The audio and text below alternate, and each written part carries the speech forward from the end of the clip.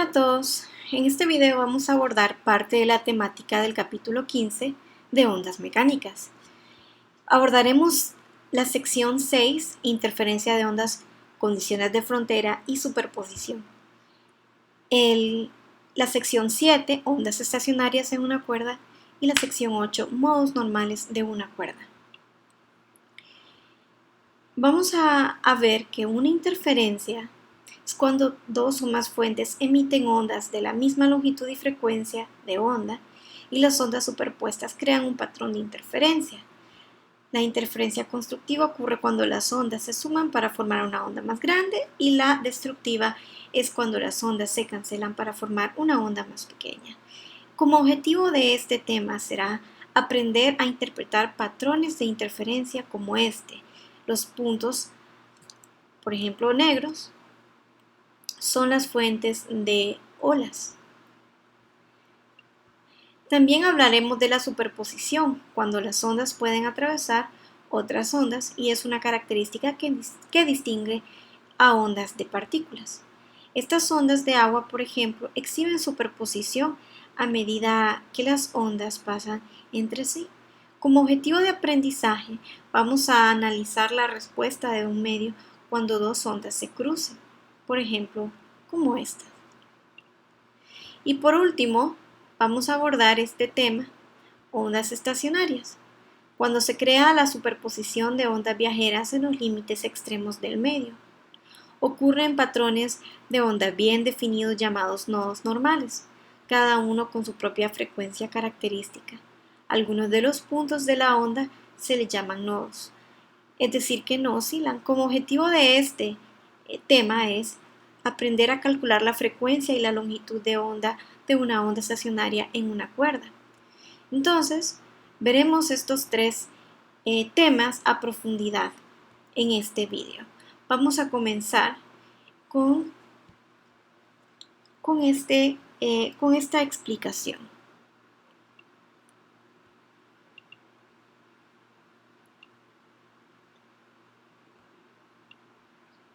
Hasta ahora hemos visto lo que son las ondas y sus características. Ahora vamos a ver cómo se superponen dos ondas. La teoría que veremos es general y es aplicable a todo tipo de ondas. Comenzamos con un ejemplo sencillo de ondas de agua. Aquí, por ejemplo, tenemos un tanque y lo llenaremos con agua. Y luego introduciremos dos fuentes de perturbación que producen ondas de agua. Las ondas de agua lo que tienen son círculos concéntricos que se expanden alternando crestas y valles.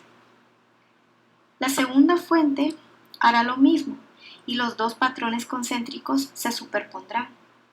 Cuando dos crestas se interfieran, ambas crestas tratarán de empujar el agua en ese punto hacia arriba y por tanto el desplazamiento se sumará en una cresta aún más grande y por la misma razón dos valles se encontrarán en un punto y harán un valle aún más profundo. Estos puntos se llaman puntos de interferencia constructiva porque el desplazamiento de dos crestas superpuestas es aún mayor. Podríamos tener también un valle de una fuente interfiriendo con una cresta de la otra fuente y ellas se cancelarían y a eso se le llama interferencia destructiva.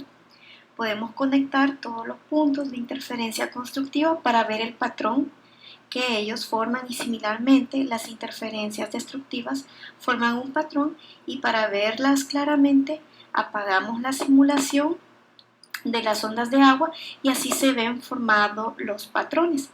Si las dos fuentes que tomamos tienen la misma frecuencia y la diferencia de fase entre las fuentes permanece constante, en cuyo caso el patrón formado permanece estable, no cambia y en ese caso podemos predecir el tipo de interferencia en cualquier punto del estanque.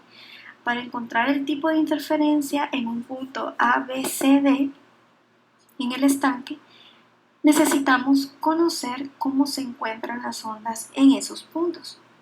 Si ellas están en fase, la cresta encontrará otra cresta formando una interferencia constructiva.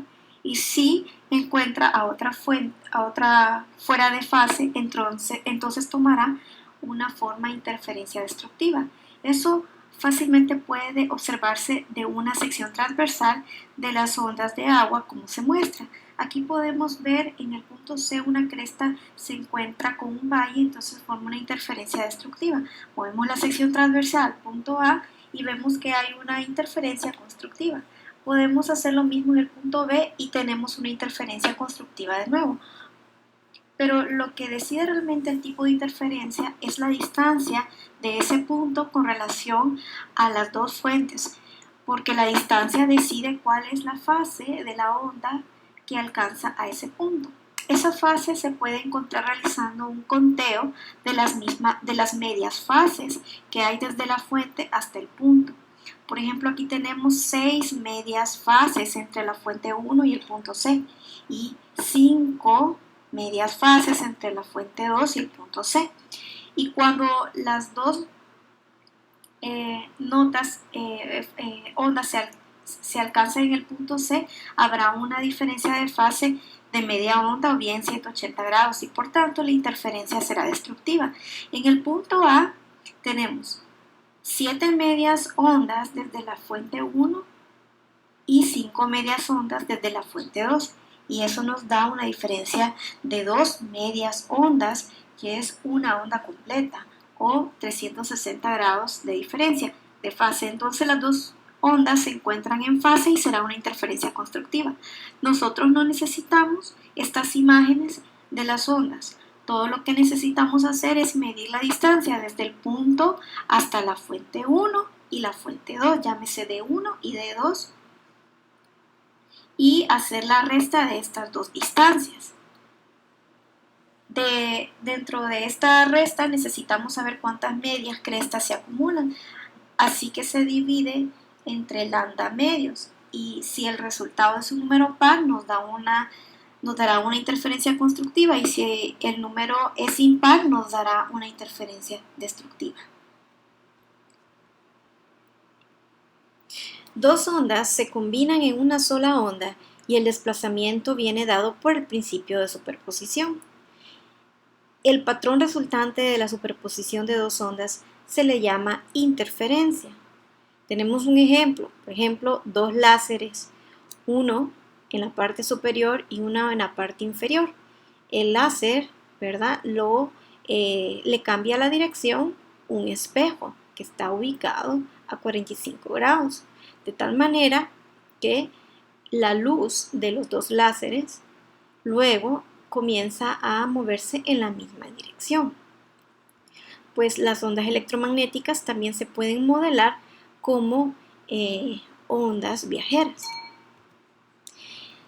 Y o bien, este otro ejemplo, dos ondas de sonido que se sobreponen, un parlante y otro parlante emitiendo sonidos a la misma frecuencia, pero un parlante está ubicado más adelante que el primer parlante y por lo tanto en un intervalo de espacio las dos ondas que emiten cada parlante se van a encontrar. Puede ser que en un punto de ese cuarto haya una interferencia de tipo constructivo o de tipo destructivo. En esta sección vamos a ver la interferencia de dos ondas que viajan en la misma dirección. Vamos a ver la matemática. Pues como vemos, cada una de esas ondas se puede modelar de acuerdo a una función sinusoidal, como esta. Si nosotros decimos que esta es la función de una onda que se propaga en una cierta dirección, que aquí me dice qué dirección se está propagando, si es negativo pues se propaga la dirección derecha, y otra onda se propaga también en la misma dirección, pero con otro ángulo de fase y tienen la misma amplitud y el mismo número de onda. Entonces estas dos ondas son casi idénticas, pero están desfasadas. Si nosotros queremos aplicar el principio de superposición, tendremos que sumar ambas, ¿verdad? Al sumar ambas, aplicamos una ecuación, ¿verdad? Que nos pueda simplificar este resultado. Una identidad trigonométrica. la identidad trigonométrica seno de B más seno de C, ¿verdad? Donde B es todo el argumento del seno de la onda número 1 y C es el argumento del seno de la onda número 2. Sacamos factor común Ym, donde Ym es la amplitud de cada una de las ondas, en este caso amplitud igual. Si aplicamos esta identidad y simplificamos, vamos a llegar a esta expresión, donde me indica que la suma de estas dos ondas que viajan en la misma dirección tienen la misma frecuencia angular, el mismo número de onda y la misma amplitud, pero difieren en fase. Como resultado me va a dar una función o una onda resultante que también va a viajar en la misma dirección, pero va a tener un ángulo de fase diferente, donde este phi' es la diferencia o la resta entre phi2 menos phi1 de las ondas que se están interfiriendo. Y este término de 2y sub m coseno de delta phi medios es el término de la amplitud de la onda resultante. ¿Qué quiere decir? Que la amplitud de la onda resultante va a depender del ángulo de fase o de la diferencia de los ángulos de fase de las dos ondas. Por ejemplo, si la diferencia de ángulo de fase entre las dos ondas fuese pi radianes, aquí nos quedaría coseno de pi sobre 2, coseno de pi medios. Eso me da 0. Significa que si el desfase entre las dos ondas que se están interfiriendo en el medio es de 180 grados, como resultado vamos a obtener una onda destructiva, es decir, no vamos a obtener ninguna onda. Por ejemplo, si el ángulo de fase fuese 0 radianes, nos quedaría coseno de 0 sobre 2, coseno de 0, igual a 1. Y por lo tanto, la onda resultante tendría una amplitud de 2 veces la amplitud de cada una de las otras dos ondas, es decir, sería el doble de amplitud la onda resultante. Y si el ángulo de fase fuese pi medios radianes, entonces tendríamos que coseno de pi cuartos. Eso nos daría 1 sobre raíz de 2. Y eso nos queda 2 sobre raíz de 2 veces el ángulo, es aproximadamente 1.4 veces la amplitud de cada una de las ondas interfiriéndose. Aquí otro ejemplo, si tenemos 40 grados de desfase entre las dos ondas que se interfieren y viajan en la misma dirección, la amplitud va a ser aproximadamente 1.88 veces la amplitud de cada una de las otras dos ondas. En el mismo ejemplo anterior, un ángulo de desfase de 90 grados, que es pi medios, vamos a obtener aproximadamente 2 sobre raíz de 2 veces la amplitud, es 1.4 aproximadamente. Y en el caso que fuese 160 grados, un poquito menos de 180, ¿no? Es casi 0, la amplitud es casi 0. Vamos a hacer este ejemplo. ¿Qué diferencia de fase entre dos ondas transversales, por lo demás idénticas, que se muestran en la misma dirección a lo largo de una cuerda tensa, resultará en la onda combinada que tenga una amplitud de 1.65 veces la de la amplitud común de las dos ondas componentes? Exprese su respuesta tanto en grados como en radianes. Bueno, sabemos que esta es una interferencia entre dos ondas que viajan en la misma dirección, por lo tanto podemos tomar el resultado que obtuvimos en esta ecuación para la amplitud, y como nos están diciendo que es 1.65 veces la amplitud de una de ellas o la amplitud común, entonces resulta que 2ym coseno de phi medios es igual a 1.65 ym, donde ym es la amplitud de cada onda. Se igualan estas dos y al igualarse despejamos para el ángulo de fase delta phi y nos queda 68.8 grados. Usted puede transformar esto en radianes y a ver qué le da. Como, como penúltimo tema tenemos condiciones de frontera. ¿Qué significa? Por ejemplo, si nosotros tenemos una onda que viaja en una cierta dirección en un medio elástico, como por ejemplo una cuerda, y de repente se coincide con otro medio o cambia el medio de una coeficiente densidad lineal a otro, por ejemplo en este caso de una cuerda que es muy gruesa inicialmente y luego se une a una cuerda más delgada, pues lo que va a suceder es que aquí va a encontrar una discontinuidad esta onda, donde la velocidad de esta onda aumenta. Parte de la onda va a ser transmitida y parte de la onda va a ser reflejada. Eso es lo que ocurre cuando una onda encuentra un límite. Una onda se refleja cuando encuentra una discontinuidad o un límite o una frontera en un medio. Y aquí tendremos la imagen de la onda que continúa en el otro medio y la onda que se refleja. Bien, como un segundo caso tenemos lo contrario, una onda que atraviesa un medio de baja densidad y se encuentra con una discontinuidad donde la onda disminuye su rapidez. Entonces aquí obtenemos la misma onda disminuyendo su rapidez y como consecuencia se refleja pero de manera invertida.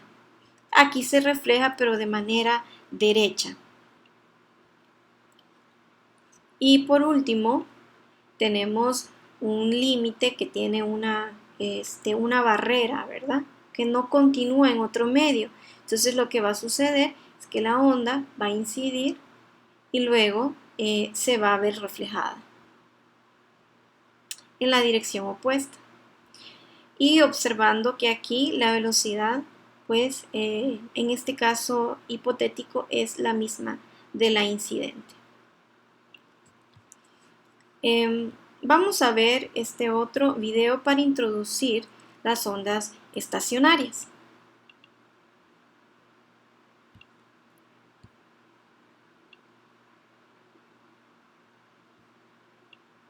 En este video veremos lo que sucede cuando dos ondas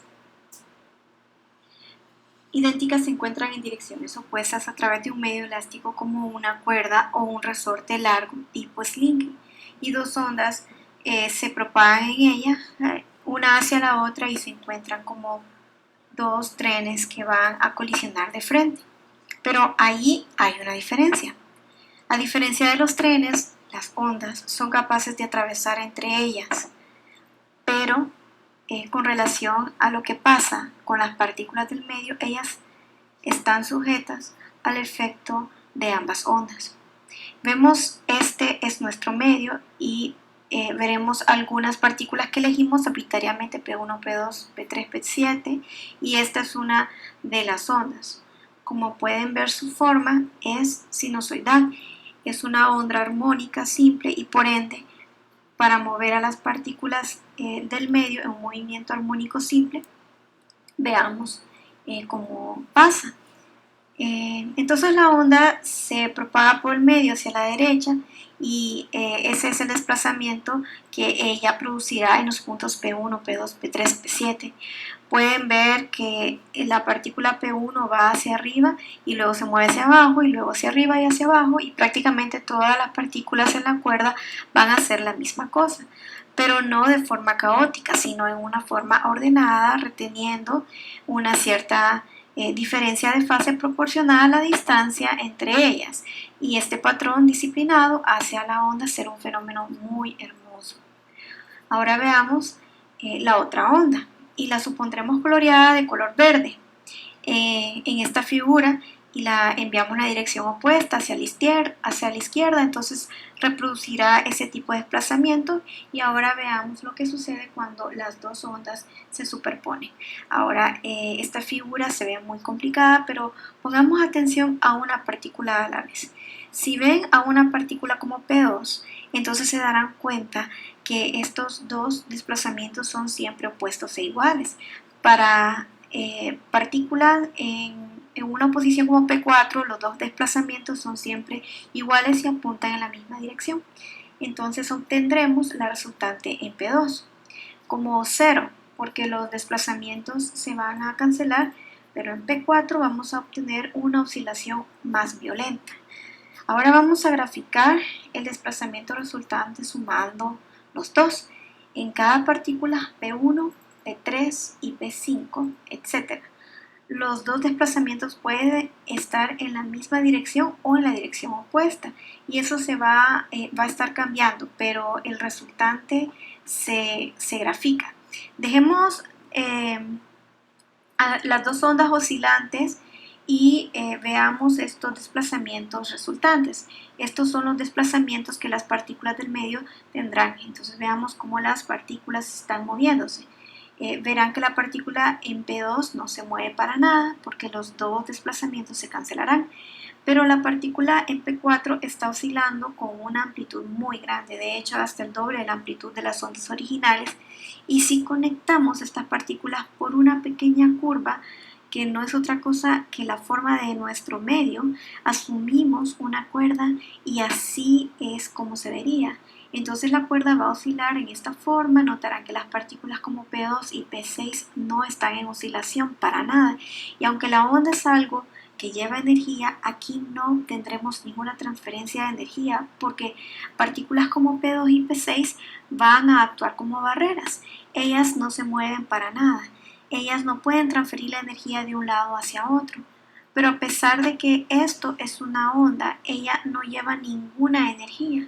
La energía está en reposo. De hecho, se le llama una onda estacionaria. Claro que ello no es una sorpresa porque recuerden con que comenzamos con dos ondas, las cuales eran idénticas y viajaban en direcciones opuestas.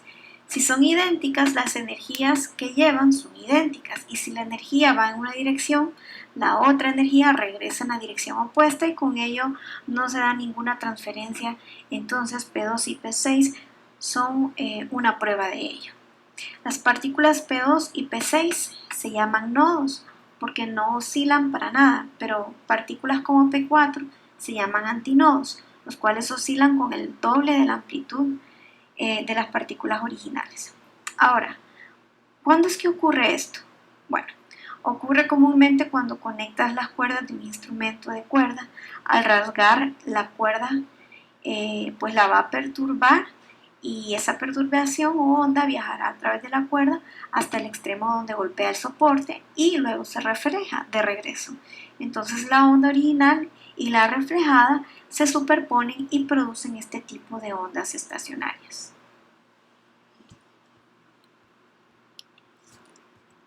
Con eso vamos a complementar el estudio de las ondas estacionarias observando cómo se generan las ondas en este video, pequeño video que les voy a mostrar también.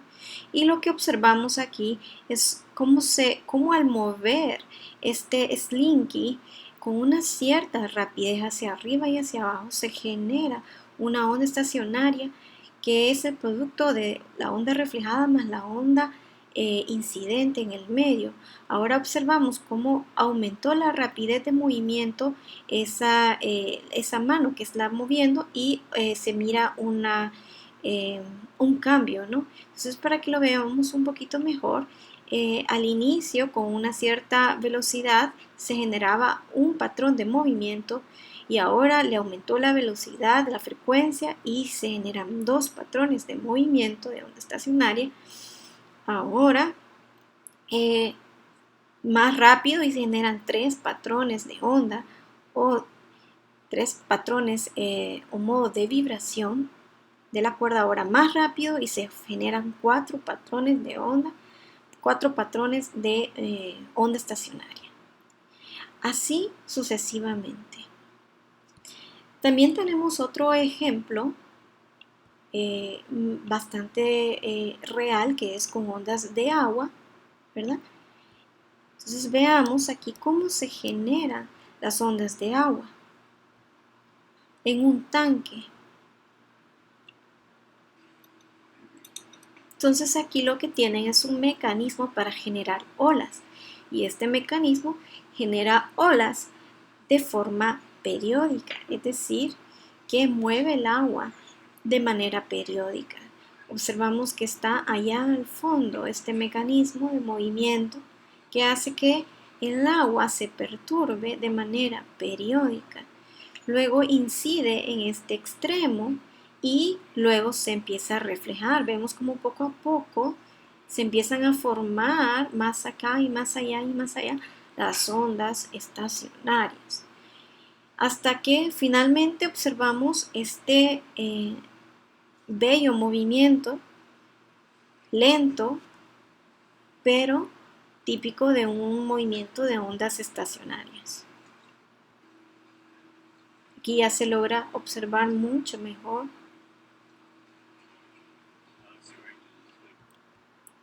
Muy bien.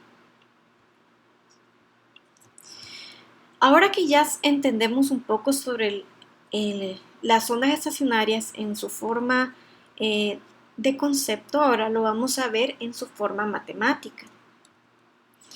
Dos ondas que se encuentran en un medio. Una onda que va en una cierta dirección y otra que va en la dirección opuesta. Observen que ambas tienen la misma amplitud, la misma rapidez de onda y el mismo número de onda. Rapidez angular, ¿no? O frecuencia angular, perdón. Estos signos indican que una va hacia la izquierda y otra va hacia la derecha. Este signo indica que una es la opuesta de la otra onda, ¿verdad? Uno es el reflejo de la otra onda. Y hay 180 grados de diferencia entre las dos ondas. Veamos. Si nosotros queremos utilizar el principio de superposición, ¿verdad? Estas dos ondas se encuentran en un mismo medio elástico y se superponen. Entonces utilizamos la suma, ¿verdad? Por el principio de superposición y sacamos factor común, la amplitud. Nos va a quedar esto, menos coseno de kx más omega t más coseno de kx menos omega t.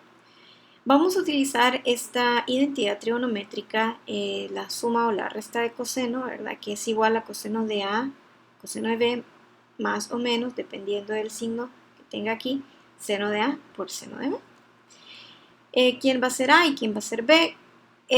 A va a ser kx para este de acá y B va a ser omega t. Aquí en este caso sería el signo positivo. Y para este otro lo volvemos a aplicar y de este lado pues tenemos A, y de este lado tenemos B y aquí tenemos el signo negativo.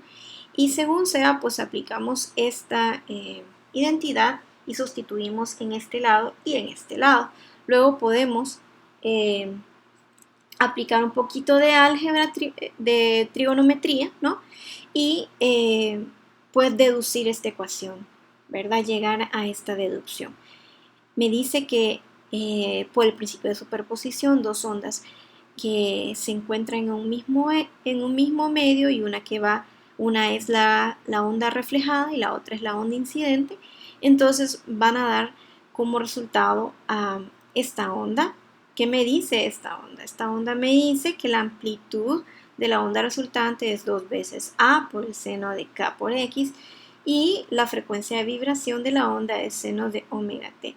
Aquí pues observamos un detalle bien interesante y es que desaparece el argumento que es la resta de kx, la resta o la suma de kx con omega t, ¿verdad? Ya no aparece este argumento. ¿Qué implica que no aparezca? Pues siempre que ustedes observen una función de onda que contenga la función seno o coseno, que contenga una suma o una resta de kx más o menos omega t, significa que es una onda que se mueve, es decir, decimos una onda que se propaga en el espacio, ¿verdad? Vamos a ver que va hacia adelante. siempre alejándose de la fuente. Sin embargo, aquí ya no existe eso. Tenemos por un lado el seno de kx y por otro tenemos el seno de omega t, que significa que esto ya no representa una onda propagándose en el espacio. Ahora, ¿qué significa? Pues significa que es una onda que está oscilando, ¿no? Es una onda, siempre es una onda porque tenemos el término seno o coseno, puede ser también, implicado en la función, y está oscilando, pero ahora oscila de manera estática, es decir, estacionaria. Entonces, tenemos esta ecuación que me indica que 2A sería, por ejemplo, la amplitud de la onda resultante en algunos puntos donde se cumpla que el seno de kx sea igual a 1. O bien va a ser igual a 0 en otros puntos donde se cumpla que el seno de kx sea igual a 0. Porque si todo esto representa la amplitud de la onda, algunos puntos van a estar en unas posiciones x y otros en otras posiciones x, ¿verdad? Diferente. Y cada posición x va a arrojar un resultado de seno diferente. Algunas posiciones x van a arrojar un seno igual a 0, otras posiciones x van a arrojar un seno igual a 1 o negativo 1, y otras posiciones x van a arrojar un número que está entre 0 y 1, y ese número se multiplica a 2 veces a. Entonces, dependiendo de donde se encuentre, ahí va la posición de la partícula en el medio, pues ahí vamos a ver cuál va a ser la amplitud de oscilación de dicha partícula. Entonces, si esta fuese la cuerda, donde se están encontrando las dos ondas, reflejada e incidente, entonces para unos puntos de X vamos a obtener los nodos, que son estos puntos que no oscilan, y para otros puntos de X vamos a obtener, por ejemplo, las crestas, donde serían los puntos de oscilación máxima. Todas las partículas van a vibrar con la misma frecuencia angular. ¿Cómo lo sé? Pues lo sé de este término de acá. Me dice que todas las partículas para cualquier tiempo t van a estar oscilando con esta misma frecuencia angular. Entonces vamos a observar que todas ellas oscilan con la misma frecuencia angular, pero en amplitudes diferentes. Algunas partículas se desplazan con mayor amplitud y otras partículas con menor amplitud, o inclusive las que están en los nodos no se desplazan con ninguna amplitud en lo absoluto. Pues de esta manera nosotros podemos encontrar las posiciones X donde hay nodos y de igual manera las posiciones X donde hay nodos, donde hay crestas. Por ejemplo, antinodos se les denomina a estas crestas, ¿verdad? La longitud de onda de una onda estacionaria como esta es igual a la longitud de onda de las dos ondas que se están sumando o bien que se están interfiriendo. Entonces, ¿cuál es la longitud de onda de la onda estacionaria? Pues así vista directamente sería la distancia que hay desde un nodo hasta el segundo nodo, ¿no? ¿Verdad? Entonces, entre tres nodos, pues hay una longitud de onda, por ejemplo. Aquí hay media longitud de onda, aquí hay media longitud de onda y aquí hay una sola longitud de onda. Bien, ¿qué es un modo normal? En una cuerda fija en ambos extremos. Es un movimiento en el cual todas las partículas del sistema se mueven sinusoidalmente con la misma frecuencia. Aquí tengo esta figura que es muy explicativa, ¿no? Una cuerda que está unida entre dos extremos. Esta cuerda pues tiene una longitud L. Si la cuerda se pone a vibrar mediante algo externo que la ponga a vibrar, entonces pues por el efecto de reflejarse e incidir, ¿verdad?, periódicamente con los límites, los extremos de la cuerda, que son nodos en este caso, dependiendo de la frecuencia con la que esté oscilando, se va a formar, por ejemplo, un patrón de onda estacionaria. A eso le llamamos la frecuencia fundamental y le denominamos n, ¿verdad? N igual a 1. Esto Cuando n es igual a 1 se dice que es la frecuencia fundamental y lo que vamos a observar en la cuerda es que solo se forma un modo de vibración, que es justamente lo que observamos aquí.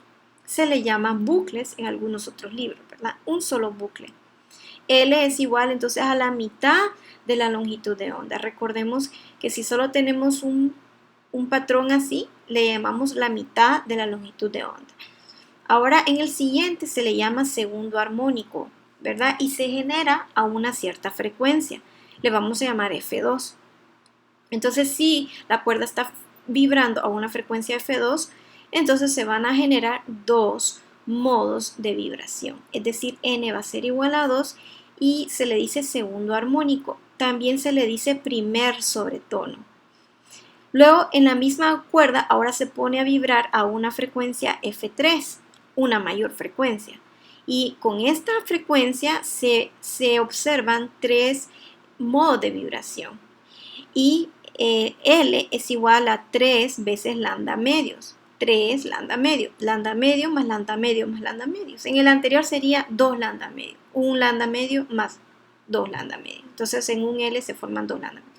Ahora, aumentamos más la frecuencia y a esta frecuencia F4 se observan 4 modos de vibración, es decir, N es igual a 4 y en esta longitud observamos 1, 2, 3, 4 veces lambda medios. Entonces, observamos que hay un patrón. L para n igual a 1, L es igual a lambda medios. Para n igual a 2, L es igual a 2 lambda medios. Para n igual a 3, L es igual a 3 lambda medios y para n igual a 4, L es igual a 4 lambda medios. No es que se hizo más grande la cuerda, no, la cuerda sigue unida en los mismos dos extremos. Lo que sucede es que se puso a vibrar con una frecuencia de vibración diferente, aumentando la frecuencia cada vez. No para cualquier frecuencia se van a observar estos modos de vibración. Tiene que ser una frecuencia específica que se le llama frecuencia múltiplo de frecuencia fundamental, que es múltiplo de la frecuencia fundamental.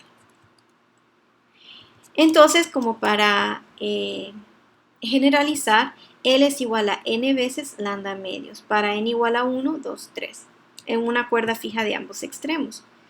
Y si despejamos el lambda, que es la longitud de onda, entonces me va a quedar 2L sobre N, para N igual a 1, 2, 3, 4, etc. O bien, si consideramos esta ecuación, la relación entre la velocidad de la onda, la longitud de la onda y la frecuencia de la onda, entonces sustituimos aquí, ¿verdad? Y nos queda esto. Despejamos para la frecuencia y nos queda pues que la frecuencia de los modos de vibración f sub n es igual a n veces la rapidez de la onda entre 2 veces la longitud de la cuerda, o bien lo mismo que decir n veces f1. ¿Qué es f1? La frecuencia fundamental de vibración para n igual a 1, 2, 3 en una cuerda fija en ambos extremos. Vamos a hacer un ejemplo. Dice, una cuerda vibra según la ecuación y igual a 0.520 seno de 1.14 x coseno de 137t. Esto es un ejemplo del Resnick, capítulo 19, problema 42, donde x aquí y y están en centímetros y en segundos respectivamente. El inciso A me dice, ¿cuáles son la amplitud y la velocidad de las ondas componentes cuya superposición pueden dar lugar a esta condición? Si observo, esta es una función de onda estacionaria. Tengo, en este caso, lo toma como está deducido en el libro de Resnick. Pero no importa si aquí es coseno, o si aquí es seno y aquí es seno, o una variación. Siempre y cuando sean funciones sinusoidales se pueden expresar, ¿verdad?, en esta misma función y siempre seguirá siendo la ecuación de una onda estacionaria. ¿Por qué? Porque todo esto denota la amplitud del desplazamiento de la partícula en el medio y esto denota la frecuencia a la cual está vibrando la partícula en ese medio y esto es el resultado de la suma de dos ondas que están interfiriéndose en el medio, una moviéndose a la derecha y otra moviéndose a la izquierda siempre que tengan la misma frecuencia y la misma amplitud. Entonces resulta que me dice que cuál es la amplitud y la velocidad de las ondas componentes. Entonces, recordamos nosotros que la amplitud está dada por toda esta expresión, ¿verdad? La amplitud es de las ondas componentes cuando el seno es el mayor valor que tiene, va a ser cuando el seno sea igual a 1. Si el seno es igual a 1, entonces yo sé que la amplitud de cada una de las ondas es A y 2 veces A en el punto máximo de movimiento de la onda estacionaria es igual a esto 0.520. Por lo tanto, la amplitud de cada una de las ondas es dividir esto entre 2 y nos queda 0.260 centímetros. También nos pide la velocidad de las ondas componentes. Entonces, la velocidad de una onda es igual a la frecuencia angular y entre el número de onda. Aquí directamente observamos que la frecuencia angular es 137 y el número de onda es 1.14. Esto está en radianes sobre centímetros y yo aquí lo transformé a radianes sobre metros, ¿verdad? Y esto me va a quedar 1.20 metros sobre segundo. Significa que cada onda en el medio se está cruzando con una rapidez de 1.20 metros sobre segundos. En el segundo inciso pregunta, ¿hay la distancia entre nodos? Sabemos que esta es la distancia entre cada, esta es la posición de cada nodo, considerando que el extremo es un nodo. Entonces, el primer nodo está en el extremo izquierdo y el siguiente nodo está ubicado en una posición x igual a pi sobre k, ¿verdad? Entonces, la distancia entre el primer nodo y pi sobre k es pi sobre k. Muy bien, y k es 1.14 radianes sobre metro. Es decir, que pi sobre k nos queda 2.76. Aquí las unidades están en centímetros, perdón, pi sobre 1.14 radianes sobre centímetros. Y esto es igual a 2.76 centímetros. Y en el último inciso, ¿cuál es la velocidad de una partícula de la cuerda en la posición x igual a 1.47 centímetros en el tiempo t igual a 1.36 segundos? Recordando que esta es nuestra función de la onda estacionaria, entonces si nosotros queremos saber la velocidad de la partícula, ¿verdad? Entonces, ¿con qué rapidez se está moviendo? Pues ella en los extremos de amplitud, en los puntos de amplitud, su velocidad es 0. Y cuando va por el origen, pues, del movimiento, pues entonces, lo que quiero decir, ¿verdad?